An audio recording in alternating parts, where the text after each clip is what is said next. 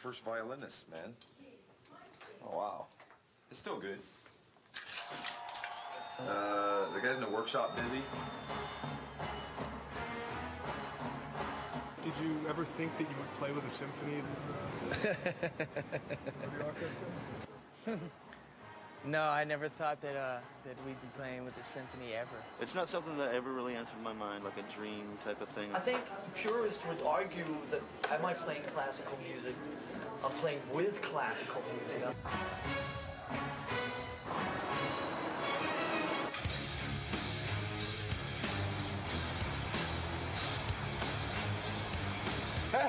When I was heavily into classical music, I had, aspirations to one time actually pick up maybe a cello or a violin just to like get a little bit more inside the music. I wouldn't say that I was completely ignorant to classical music, but I wouldn't say that it was knocking on the back door of my Deep Purple records. I mean, I've entertained ideas certainly of mixing and crossbreeding every possible instrument and players and turntablists and whole horn sections, but not ever a full, even more than a couple cellos.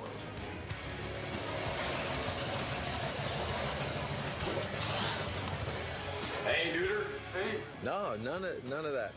Nope. It didn't interest me at all. There were some classical guitar players, that were playing, Bach pieces that at one point I, had my Spanish guitar out and thought I was really good, But at the end of the day, you know what feels best. Yeah. You play what you play, man, and that's big fat guitars. I'll write it to the symphony. What do you think? My tuck's on. Most everybody's here, right? Just about.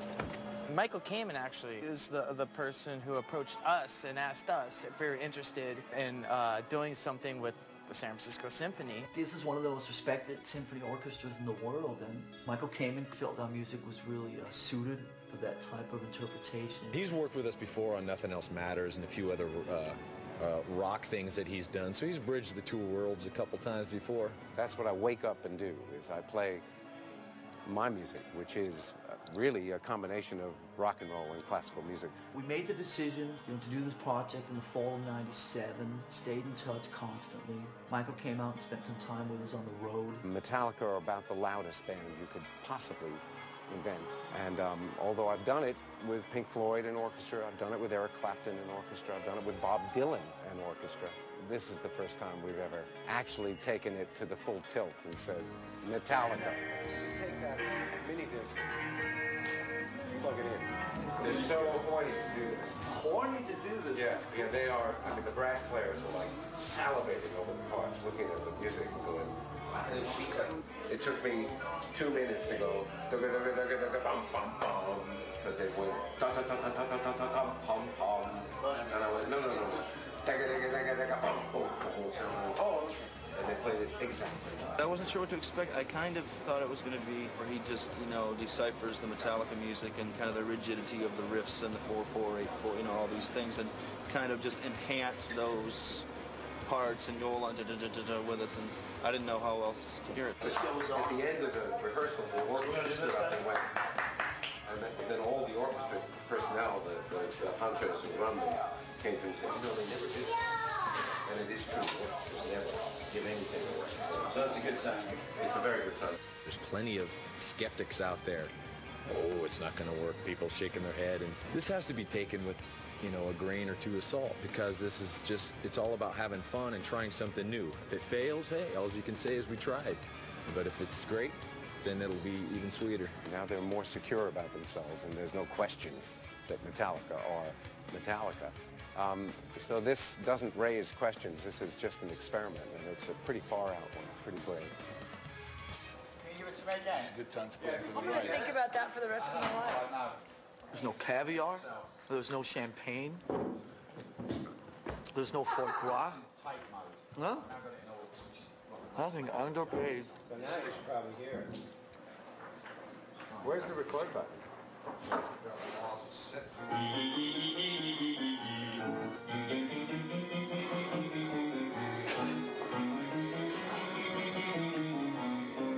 The cool thing about having this type of pre-production time or upfront time was that, time was on our side. I think, probably a couple of months out, we knew what 20 songs are going to be.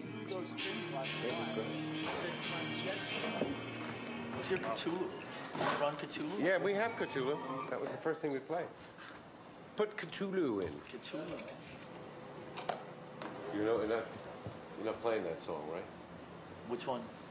Yeah, right? No. So what? So fucking what? You did strings for that? I don't think so. No. I could do strings for that, but I don't know if you'd get them to play it. They'd be playing and suddenly you go, so what? So fucking... And you'd stop me. So what? So I think your fucking grandmother is fucking...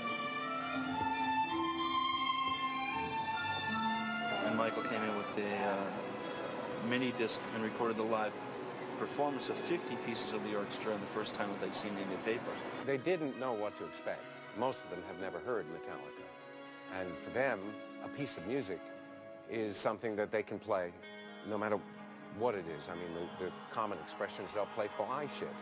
You know, if you put fly shit on a piece of paper and give it to a musician, he'll play it. Michael would take the album versions and he would basically put the basic orchestra arrangement over the album version so we could hear what the ideas were.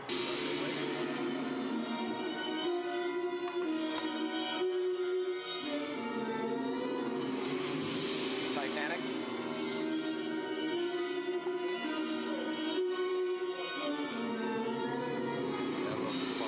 Their piece by itself is an epic thing that you would use for a movie soundtrack without even that, you know, immediately, yes, we'll take it. But the Metallica thing by itself, we know what that is and what that represents. These guys are making it so colorful and so many dimensions are added by the different things and the way that they hear this stuff. In your bed, in your pocket, in your head.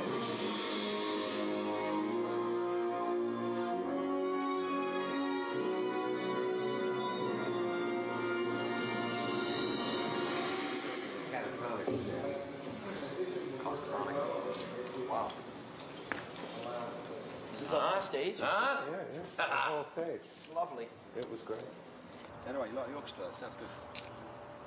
Sounds great by itself. Yeah, I know, yeah. It's like, can't we do like 2 nights with us and 1 night Yeah, with right. the orchestra? We can sit out and enjoy a couple cocktails, you know? Working with Michael Kamen is just like working with another person who's in the band. And for all intents and purposes, he is in Metallica for this project. He's very passionate, easygoing, he's very open. From a personality point of view, worked really well, so that made it a little easier. He's got his hands full with this. You know, it's pretty interesting, and I don't know how in the hell he does it. He's up there, you know, making little things in the air. All I know is when he makes a pentagram, that's when I come in. Yeah!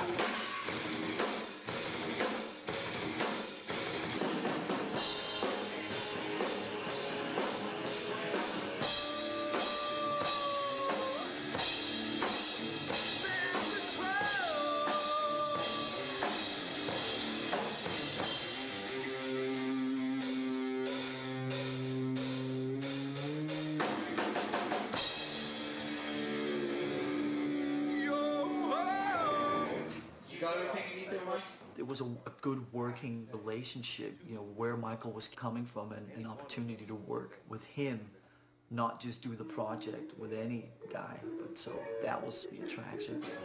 Should we carry on?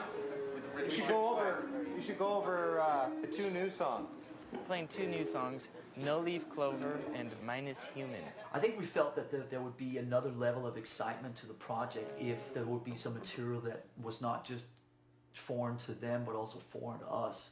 These are 2 songs that Lars and James got together a couple weeks ago. Me and James met up at the very tail end of March, and we basically wrote 2 songs, like, really quickly. They're kind of a little wobbly here and there, and